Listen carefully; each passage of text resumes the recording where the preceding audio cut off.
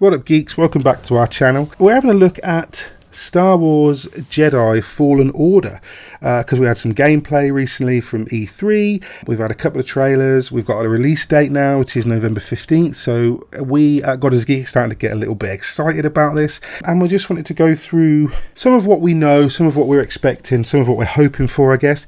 It's fair to say that the Star Wars license has taken a bit of a drubbing recently from the gaming press and the general public alike, to the point where even mentioning a new Star Wars game in the wrong crowd is see you dragged out back and nailed up by your ears.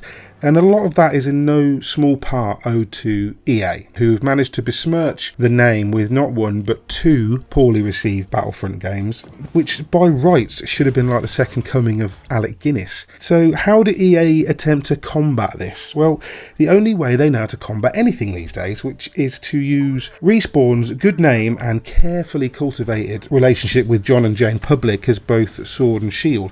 Now, that might be a bit cynical. And let's be honest, the publics are hardly a welcoming couple. They're more likely to greet their new neighbours with a big old poo wrapped in newspaper and set on fire than a freshly baked carrot cake. But then they're also right to be wary. I mean, if you keep trying to stroke a dog that repeatedly bites you, eventually it stops being the dog's fault altogether. Now, I wasn't expecting to be quite so wise then, so I'm at a loss for a decent segue. So we'll just swap dog for Wookiee in the last bit, and then we're on to Star Wars Jedi Fallen Order, a title that sounds more like a string of Star Wars themed words and an indication of what it's actually about. I'd have just taken the Jedi bit out, or anyway. Yeah, here are 6 reasons why we're excited for Fallen Order. You see, that was easier. We'll just call it that. So, number 1 is new worlds and new characters. The existing Star Wars canon has always been fairly free and easy with worlds and characters and races. Every property introduces some new planet, moon, alien race, or cute little droid that will sell Funkos. You hear that? He said he needs my help. Come on, buddy. And Fallen Order is no different. While the gameplay trailer takes place on the Wookiee homeworld of Kashyyyk. Have I said that right? Probably not. We're also seeing new worlds like Bracca, which is where protagonist Cal Kestis begins his adventure. Played by Gotham's Cameron Monaghan, who was ironically a character analogous to the Joker in Gotham, who, as we all know, was also played in the Batman animated series by Mark Hamill, who has a slight connection to the Star Wars universe. Anyway, Cal, that's Mark Hamill and Cal together, ladies and gentlemen. Cal is a young Jedi Padawan who survived Order 66 and is now on the run. And he's going to be joined by a handful of new characters, including his droid, BD-1, not BD Wong, BD-1. Seer, or Sare, who is a former Jedi Knight, who looks like she's going to be kind of his mentor character. And the second sister, which is the Inquisitor hunting him down. Number 2, it has Metroidvania elements. This is quite interesting, actually. So as you progress through the campaign as Cal, he'll unlock new abilities and knowledge, which he can then apply to previously explored areas to open up new routes and possibilities, just like in a Metroidvania game. That makes a great deal of sense and is actually pretty exciting, as it opens up a lot of possibilities for things like secrets and Easter eggs and alternate routes, and of course replayability. You know, you might want to come back and do things differently later on or in a second playthrough. I don't know, but it's a possibility. We know it's a fairly linear story driven game, so the possibility that there are choices that you can make and areas that you can do before other areas suggests that there might be some replayability value, which we hope for. Number 3, it also has, and this is a little bit surprising, Souls-like elements. Now, I know it's a bit common these days to have Souls-like elements in anything. It's a bit 10 a penny. But in Fallen Order, Cal has the little droid that he carries on his back, BD-1. That's how he heals. So BD-1 has a certain amount of heal juice, I don't know what it's called in the game. It's a curative. You can use it so many times before it's depleted, and then the only way to replenish it is to find a save point or a safe area, similar to a bonfire or the lantern in Bloodborne. And also, when you do replenish your heals and save the game, the minor enemies respawn. I don't know why. I don't understand exactly how it factors in, but you respawn the minor enemies. I'm guessing they're probably droid based, and it's something that ties into that, which is quite Soulsy. I doubt that Soulsy like stuff extends to things like massive bosses or, I don't know, heavy metal album cover environments, but it's still pretty cool.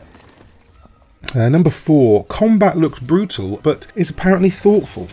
So a lot of people have compared the combat to God of War for some reason, probably because you can throw your lightsaber like a bloody great axe and it comes back like Kratos' bloody great axe, but it's really its own beast in a lot of ways. It's more likely the two games that will most closely resemble are going to be The Force Unleashed, for obvious reasons, and Jedi Academy. Both of those did a really good job of combining lightsaber combat and force powers, but Cal ain't messing around. He's kicking ass and taking names. In the combat on display in the E3 demo, he's quite happy to toss stormtroopers around like ragdolls, slice people clean through the stomach, and basically be a badass. Actually, the demo makes the combat feel a little bit, or look a little bit too easy.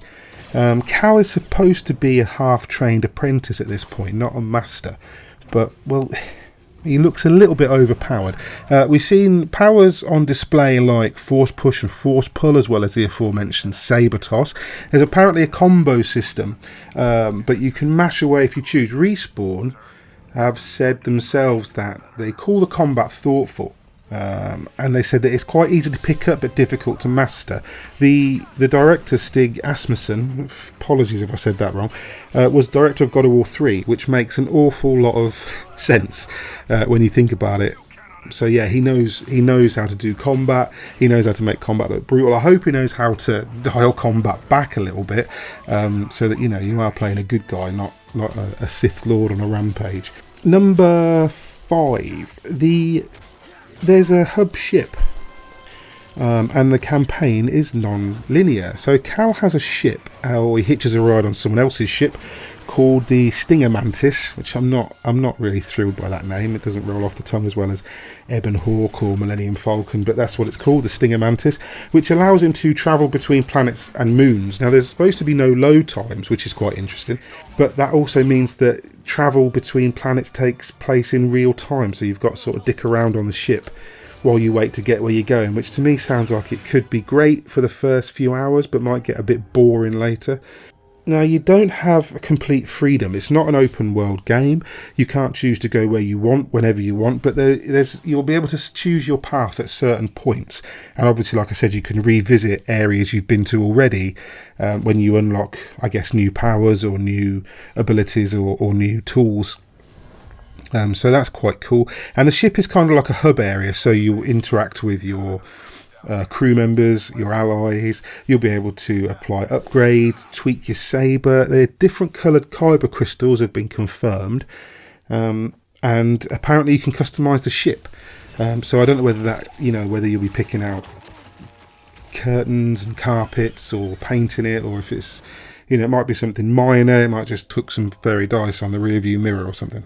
And number 6, there are no microtransactions and no loot boxes. This is the big one for many people. So producer Blair Brown went on Twitter a while ago now, back in April, to say that Fallen Order has no loot boxes and no microtransactions. This is a major deal, as EA pretty much besmirched the Star Wars name over loot box fiascos in the Battlefront games, and to a lot of people this is the deal breaker. Having no I'll show you the tweet. Yeah, so yeah, having no microtransactions means everything is unlockable or achievable in the game, which is almost unheard of in AAA titles these days, and makes us very intrigued and quite impressed if that's the case, that EA have gone down this route. I know they kind of had to. I know they really couldn't afford another loot box cock-up, but it's good. I'm glad they've gone down this route, and I hope they stick to it. So there you go.